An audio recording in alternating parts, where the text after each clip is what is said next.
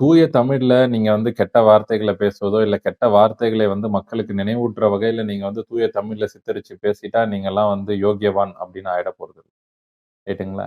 ஏன்னா, அ இப்போ ஏதோ வந்து தன்ன வந்து தவறா பேசிட்டாங்க, தன் குடும்பத்த அசிங்கமா பேசிட்டாங்க, தன் குடும்பத்த கெட்ட வார்த்தையில திட்டிட்டாங்கன்னு அவ்ளோ ஆதங்கப்படுறாரு. விட்டா அழுதுருவாரு போல இருக்கு. அழுத மாரி தான் இருந்தது.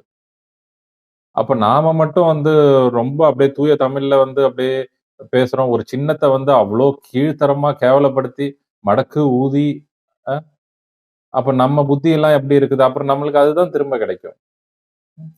இது முதல்ல வந்து நாகரிகம்னா என்னங்கிறத முதல்ல வந்து நாம் தமிழர் கத்துக்கிட்டு வந்து, அப்புறம் மத்தவங்களுக்கு நாகரிகம் கத்துக் குடுக்கலாம். அதன் பிறகு எப்படி நல்ல பிள்ளையா நடந்துக்கணும்னு கத்துக் குடுக்கலாம். நல்ல சொற்கள எப்படி பேசணும்னு கத்துக் குடுக்கலாம். வழக்கு தொடர்றதெல்லாம் அப்புறம். வழக்கு தொடரணும்னா முதல்ல சாட்டை முருகன் தான் மேலயே வழக்கு போட்டுக்கணும். அந்த லட்சணத்துல தான் வந்து சாட்டை முருகன் பேசிக்கிட்டு இருக்கிறார்.